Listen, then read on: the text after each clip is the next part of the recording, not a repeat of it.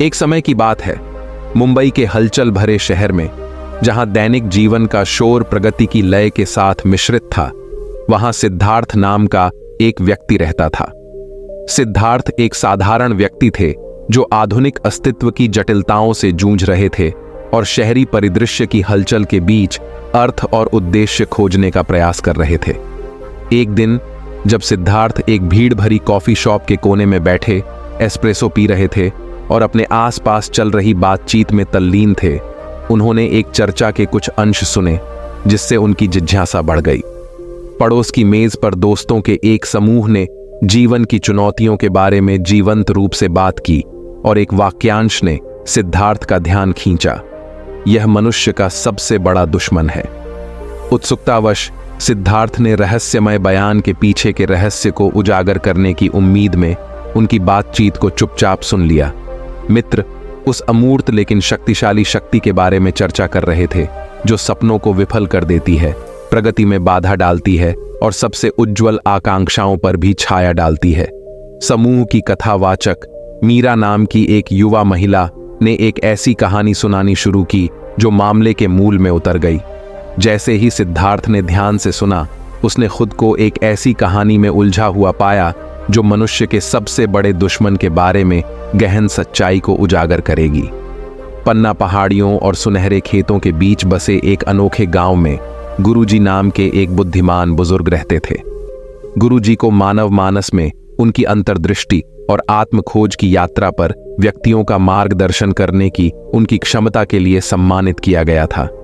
गांव अपने रमणीय परिवेश के बावजूद मानवीय स्थिति की चुनौतियों से अछूता नहीं था।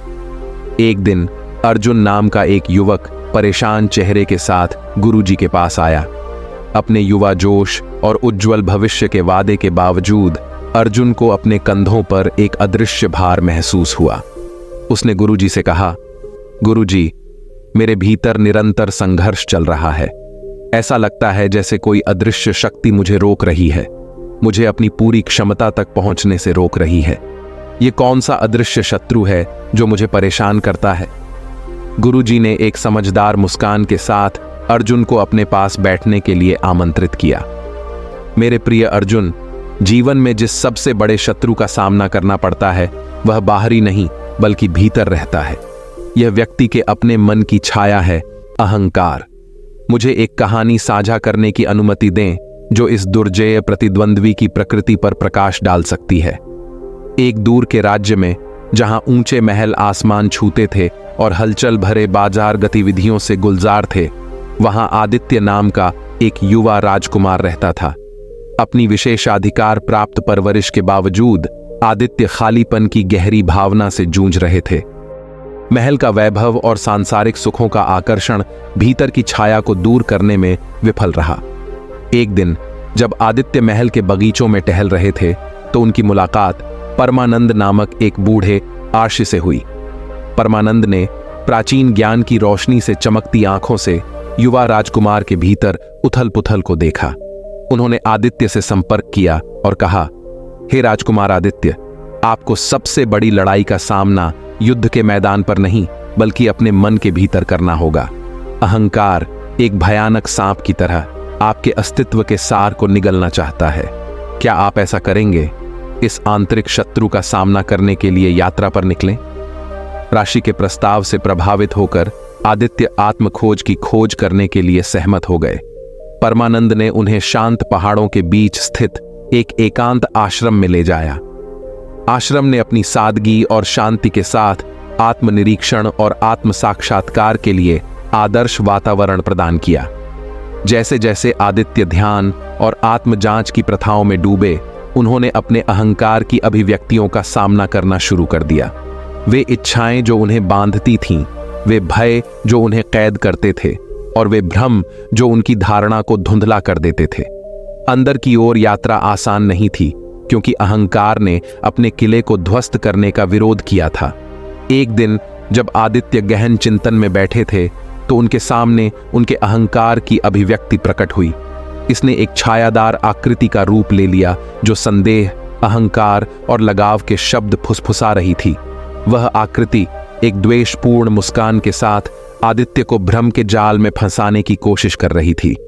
परमानंद आंतरिक लड़ाई को महसूस करते हुए आदित्य के पास पहुंचे और कहा, हे राजकुमार, यह छायादार आकृति आपके अहंकार की अभिव्यक्ति है।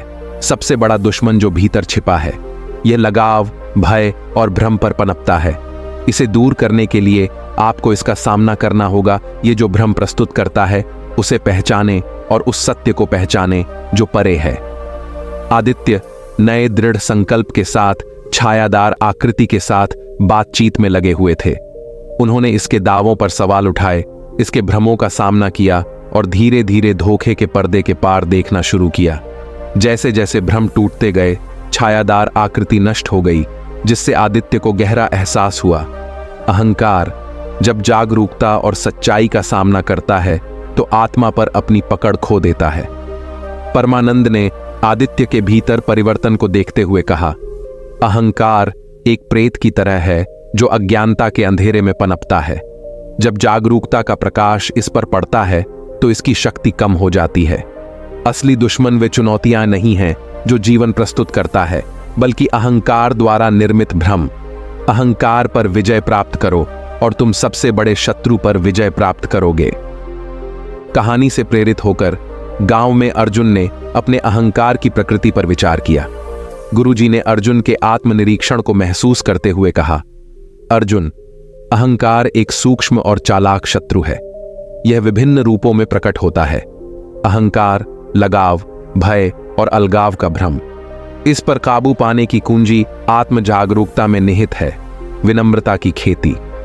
अर्जुन, अब गुरुजी द्वारा दिए गए ज्ञान से लैस होकर आत्मजांच और आत्मनिरीक्षण की यात्रा पर निकल पड़े। उसके अपने मन के भीतर की लड़ाइयां किसी भी बाहरी संघर्ष की तरह ही भयंकर थीं, लेकिन अहंकार के भ्रम पर प्रत्येक जीत के साथ अर्जुन को स्वतंत्रता और स्पष्टता की एक नई भावना महसूस हुई। जैसे ही सिद्धार्थ ने मीरा की कहानी सुनी, वह अपने जीवन की समानताओं पर विचार करने से खुद को नहीं रोक सका। मुंबई का हलचल भरा शहर अपनी निरंतर गति और असंख्य विकर्षणों के साथ आंतरिक यात्रा की चुनौतियों को बढ़ाता हुआ प्रतीत होता है। अदृश्य शत्रु अहंकार सिद्धार्थ के स्वयं के संघर्षों से प्रतिध्वनित होता है। वे इच्छाएं जो उसे उलझाती हैं, वे भय जो उसे रोकते हैं और वे भ्रम जो उसकी धारणा को धूमिल कर देते हैं। मीरा ने अपनी कहानी जारी रखी, एक ऐसी कथा बुनी जो समय और स्थान से परे थी। आदित्य, अर्जुन और छायादार आकृति की कहानियां सार्वभौमिक मानवीय अनुभव के लिए रूपक बन गईं। सिद्धार्थ को एहसास हुआ कि अहंकार के साथ संघर्ष किसी विशेष व्यक्ति तक ही सीमित नहीं था, बल्कि उन सभी द्वारा साझा किया गया था जो अपने जीवन में अर्थ और उद्देश्य की तलाश में थे। एक हलचल भरे महानगर में, जहां सपने और महत्वाकांक्षाएं अस्तित्व की कठोर वास्तविकताओं से टकराती थीं, सिद्धार्थ ने आत्मखोज की अपनी यात्रा शुरू करने का फैसला किया। अदृश्य शत्रु अहंकार टकराव की प्रतीक्षा कर रहा था और सिद्धार्थ साहस और विनम्रता के साथ इसका सामना करने के लिए दृढ़ थे। उन्होंने बुद्धिमान गुरुओं का मार्गदर्शन मांगा, सचेतनता और ध्यान की प्रथाओं में तल्लीन हुए और अपने मन द्वारा बनाए गए भ्रमों का सामना किया। यात्रा कठिन थी, आत्मसंदेह और प्रतिरोध के क्षणों से भरी थी, लेकिन सिद्धार्थ डटे रहे। एक दिन जब सिद्धार्थ शहरी अराजकता के बीच एक शांत पार्क में शांत चिंतन में बैठे थे, तो उन्हें एक गहरा बदलाव महसूस हुआ।